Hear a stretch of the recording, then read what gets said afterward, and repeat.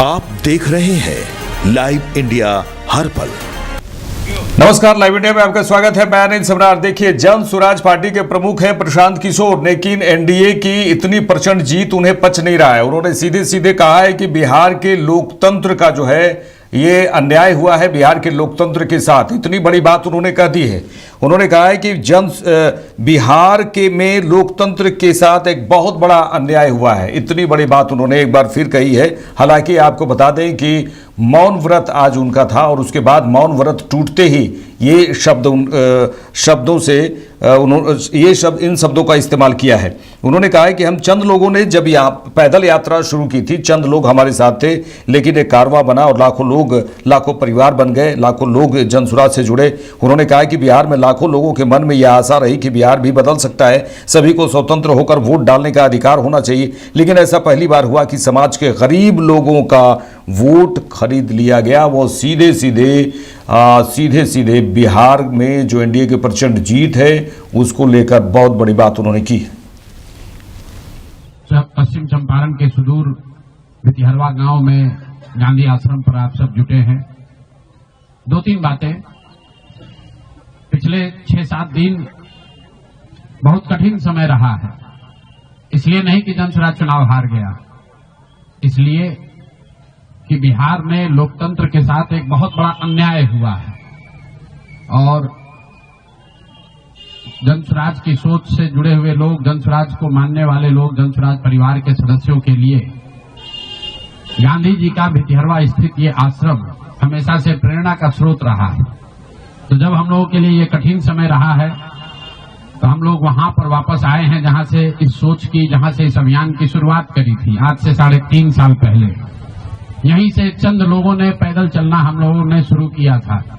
देखते देखते 2-2.5 बरस में जन स्वराज लाखों लोगों का परिवार बन गया। लाखों लोग इस सोच से जुड़े और सबसे बढ़ के बिहार में लाखों ऐसे लोग हैं जिनके मन में यह आशा जगी कि बिहार में भी कुछ बदल सकता है, बिहार में भी व्यवस्था बदल सकती है, बिहार में भी बच्चों के लिए पढ़ाई हो सकती है, यहाँ पर भी रोजगार हो सकता है, यहाँ पर से भी पलायन बंद हो सकता है।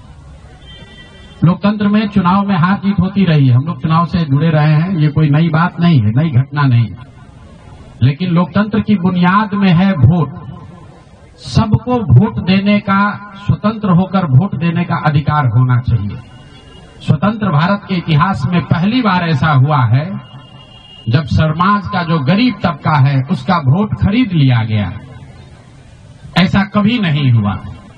मैं बहुत जिम्मेवारी से कह रहा हूं, 75 साल के देश के इतिहास में ऐसा कभी नहीं हुआ कि सरकार ने गरीब तबके के करोड़ों वोट 10-10 हजार रुपए में खरीदा है, 5.5 रुपया दैनिक के हिसाब से। ये साधारण बात नहीं है। आप जब संविधान लिखा जा रहा था तो बाबा साहब अम्बेडकर ने क्या कहा है, जाकर पढ़िए। उन्होंने कहा कि मैं देश, आपकी जानकारी के लिए बता दूं, भारत उन चंद देशों में है जहां आजादी के बाद पहले दिन से यूनिवर्सल वोटिंग का राइट है कि गरीब से गरीब आदमी भी, अनपढ़ हो, पढ़ा लिखा हो, किसी वर्ग का हो, किसी जाति, किसी धर्म का हो, उसको वोट देने का अधिकार है। अमेरिका जैसे देश में अधिकार मिलने में 10 को लग गए। इस देश में यह अधिकार रहा है और बाबा साहब ने कहा कि मैं लोगों को हथियार नहीं, उनको वोट का अधिकार दे रहा हूं और वो वोट के अधिकार से ही पूरी व्यवस्था बनती चलती है। सरकार चुनाव के पहले योजना निकालती है कि जो लोग भी गरीब हैं, जो लोग, आप जो कैबिनेट का डिसीजन है उसको पढ़िए, उसमें लिखा गया है कि जो लोग भी इनकम टैक्स नहीं देते हैं और जो सरकारी नौकरी नहीं करते हैं, वो सारे परिवार के लोग, उनको 2-2 लाख रुपया दिया जाएगा रोजगार करने के लिए और फिर अगले 1 महीने तक सरकारी व्यवस्था लगाकर महिलाओं को 10-10 हजार रुपए देकर उनका वोट खरीदा जाता है।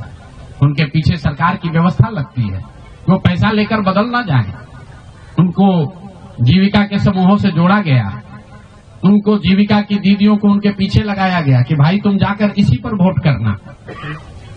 ये हुआ है तब आपको ये प्रचंड बहुमत दिख रहा है।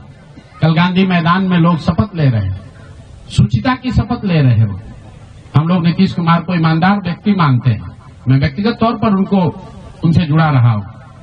व्यक्तिगत तौर पर ईमानदार, लेकिन ये ईमानदारी की कौन सी परिभाषा है?